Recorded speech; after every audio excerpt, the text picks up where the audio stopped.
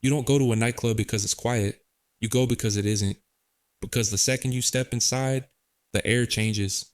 The lights cut the world into fragments. The bass turns your chest into a speaker. And for a few hours, your thoughts don't get to be the loudest thing in the room. If you're honest, that's part of the appeal.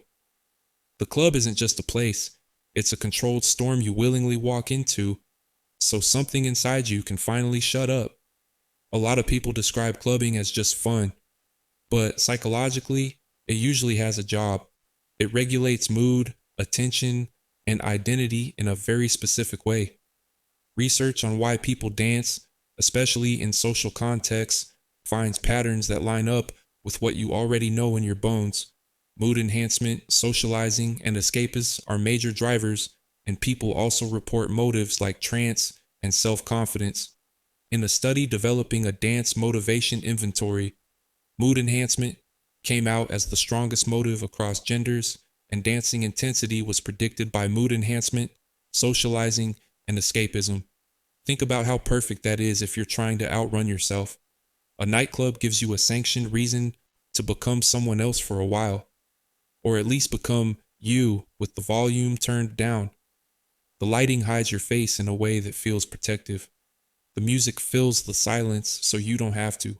The crowd means you're surrounded without needing intimacy, and the rules are looser than daytime life. Even your body language changes in the club. You move bigger, you take up space, you let the rhythm decide what happens next. That's not random. That's a nervous system grabbing onto structure and beat, repetition, predictability inside something that feels chaotic but is actually tightly engineered. There's also a reason dancing in a crowd can feel weirdly bonding, even with strangers. It's not just good vibes. When you move in synchrony with other people, especially when the movement is exertive, research suggests it can increase pain threshold, which is commonly used as a proxy for endorphin activation. It can increase feelings of social bonding. In other words, moving together can literally make you feel closer, and the body's chemistry may mediate part of that closeness. So if you've ever left a club feeling strangely connected to people you barely spoke to, that isn't necessarily you being irrational. It's your brain interpreting synchrony as safety. You moved together, you reacted together, you existed inside the same pulse. And for ancient social mammals like us, that can register as tribe. You don't have to know someone's story for your body to briefly accept them as part of your group. That's one of the club's quiet tricks. It manufactures belonging on a timer, but nightclubs don't only sell belonging, they also sell a display. A club is one of the few places where being watched is part of the point. People dress like they're making a statement, because they are. People dance like they're being evaluated, because they might be. Academic research has argued that nightclubs can function as sexual display grounds, where clothing and dance displays play a role in attracting attention and signaling interest, and that changes you when you're inside it. Even if you swear you're not there to meet anyone, your brain still absorbs the fact that the room is built around social ranking, attraction cues, and the possibility of being chosen. You feel it in the way people glance, the way they circle, the way they drift toward the center or cling to the edges. You feel it in the way confidence becomes currency. That's why clubbing can feel thrilling and terrifying at the same time. It's a stage with no script, and you're both performer and audience. If you're at a certain age, especially in a young adulthood, nightclubbing can also serve a developmental function, whether you consciously think of it that way or not. Research on bar and nightclub expectancies has described nightclubbing as a context that can help young adults establish and maintain social networks and romantic or sexual relationships, and it can be tied to broader social integration. But here's where the mood turns darker. The same environment that makes social connections easy can also make self-control harder because the scene is designed for impulse. Nightlife settings are consistently associated with elevated substance use and related harms in the research literature, and a recent systematic review focusing on in situ nightlife studies highlights that these environments often involve higher risk patterns and measurable harms. That matters because you don't just go to a nightclub and decide what you'll do in a vacuum. Your behavior is shaped by what the environment rewards. When alcohol is present, The room becomes even more effective at turning discomfort into action. Studies of nightclub patrons show links between binge drinking and risk behaviors, including increased likelihood of certain harms and complications. And sometimes the night starts before the night starts. Research on pre-drinking, drinking alcohol before entering nightlife venues, has documented how common the practice can be among nightclub patrons and has examined factors associated with it. So if you've ever told yourself you were fine and then found yourself doing things in a club you wouldn't do in daylight, it's not because you suddenly became a different person. It's because the club is a machine that changes your risk calibration. The lighting reduces self-consciousness, the crowd diffuses responsibility, the music makes conversation difficult, which pushes interaction into touch, movement, and gesture. And substances, when present, narrow your future into a smaller and smaller right now. In that version of time, consequences feel far away, like they belong to someone you'll meet tomorrow. Even without alcohol or drugs, the nightclub experience can function like an emotional override. There's research describing clubbing as a socio-sensual practice, an experience where sound, touch, movement, and proximity shape meaning and identity.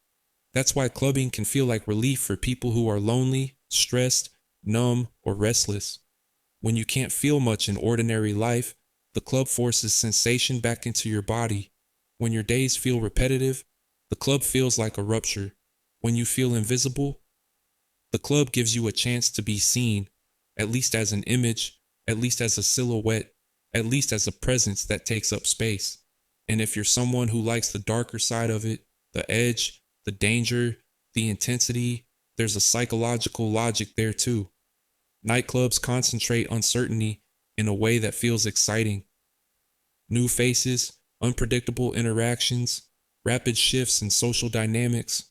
For some people, that uncertainty is the point. It's a controlled brush with chaos. You don't know what will happen, but you know the setting is built to keep happening. The night has rails, even if it doesn't look like it. There's also something you may not think about until your ears ring afterward. The club is loud enough to leave marks, and it's not just discomfort. Public health guidance is clear that the risk of hearing damage depends on how loud the sound is and how long you're exposed. The World Health Organization notes in its safe listening guidance that at about 80 decibels, you can safely listen for far longer than at about 90 decibels, where safe exposure time drops sharply. National Institute on Deafness and Other Communication Disorders similarly explains that long or repeated exposure to sounds at or above about 85 decibels can cause noise-induced hearing loss, and that louder sounds require less time to cause damage. The reason I'm telling you this in a psychological video is simple. Clubs are not only places you go, but they're also experiences your body survives. The intensity you love has a cost, and sometimes that cost is invisible until it isn't. Now zoom out and ask the question that actually matters. What is the nightclub doing for you? If you keep going, if you feel pulled back even when you swear you're done, it usually isn't just because you love music. It's because the club solves something quickly. It gives you belonging without commitment. It gives you intimacy without vulnerability. It gives you stimulation without meaning. It gives you a role without requiring a backstory. For a few hours, you don't have to be the person you are during the day. You can be a body in motion, a face in the dark, a version of yourself that exists only in flashes of light and sound. And that's the final twist. Nightclubs can feel like freedom, but they're also a kind of ritual. You dress, you pregame, or don't. You travel to the same district, you wait in line, you cross the threshold, and the world turns into a different set of rules. That repetition is comforting, even when the night is unpredictable. The pattern around it is familiar. Your brain learns the sequence the way it learns any reliable coping mechanism. Stress rises, you plan a night out. Loneliness hits, you text someone.